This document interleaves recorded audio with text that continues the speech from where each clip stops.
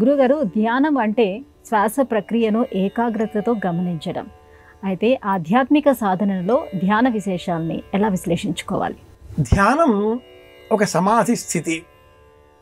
యమ, నియమ, ఆసన, ప్రాణాయామ, ప్రత్యాహార, ధ్యాన 6వది, ధారణ 7వది, సమాధి 8వది. ఈ 8ంటికి అష్టాంగ యోగములు అని పేరు. ఇవి 8. ఆయుర్వేద శాస్త్రంలో దేహానికి సంబంధించిన ఆరోగ్యాన్ని ఎలా కాపాడుకోవాలి, ముందు ఒక పద్ధతి ఉండాలి. అది యమము. ఒక పద్ధతి ప్రకారంగానే సూర్యోదయం, ఒక పద్ధతి ప్రకారంగానే సూర్యాస్తమయం. ఏనాడు ఆ స్వామి బద్ధకంతో అరగంట తర్వాత అని ఆలోచించాడు. వేళ ప్రకారంగా జీవిస్తాడు. ఏ సమయానికి వస్తాను అంటాడో ఆ సమయానికి రావాలి, కనపడాలి. జీవిత రసాయన జీవన విధానాన్ని ఇలా క్రమబద్ధం చేసుకోవాలి. ఇది మొదటి నియమం, యమం. ఆ తదుపరి ఏర్పడేది నియమం. అనుసరించడంలో ప్లానింగ్. ప్లాన్ యమం, ప్లానింగ్ ఆచరించే సమయంలో నియమం. ఇలా అన్నింటినీ చెబితే 6వది ధ్యానం అవుతుంది. శ్వాస పైన ధ్యాస, ఇది ధ్యానం అంటారు ఆధునిక జ్యోతిష శాస్త్రవేత్తలు, అలాగే ఆధునిక ఆధ్యాత్మిక గురువులు. నిజానికి ధ్యానం అంటే చేస్తున్న పనిపైన మనస్సును లగ్నం చేయడం. ఇది ధ్యానం. ఏ పని చేస్తున్నామో ఆ పనిపైన ధ్యాస ఉంచాలి. డ్రైవింగ్ చేస్తున్నాం, డ్రైవింగ్ చేసి ఆ వాహనం పైన దృష్టి, ఇది ధ్యాస. అదే ధ్యానం.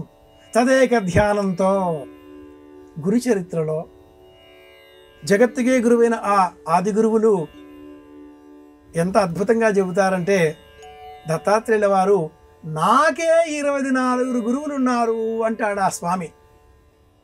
వేటాడే సమయంలో ఎన్ని గంటలైనా ఓర్పుతో కంటి చూపు పైన రెప్ప కూడా వేయకుండా తదేక దీక్షతో ఉండేటటువంటి పులి నాకు గురువు. వేచి ఉండడం. ఇలా ఆరంభం చేస్తే చేసే పనిపైన లగ్నం చేసే దృష్టి, అది ధ్యాస. ఉచ్ఛ్వాస నిశ్వాసలపైన పూర్ణకము, కుంభకము, రేచకము ఇవన్నీ కూడా ప్రాణాయామ సంబంధితమైనటువంటివి. ప్రాణాపాన వ్యానోదాన సమానామే శుద్ధ్యంతాం జ్యోతిరహం. ఇవన్నీ కూడా 5వ విధానానికి సంబంధించినవి. దాటితే వచ్చేది ధ్యాస. దాన్నే ధ్యానము అంటుంది అష్టాంగ యోగం. యమము, నియమము, ఆసనము, కూర్చునే విధి.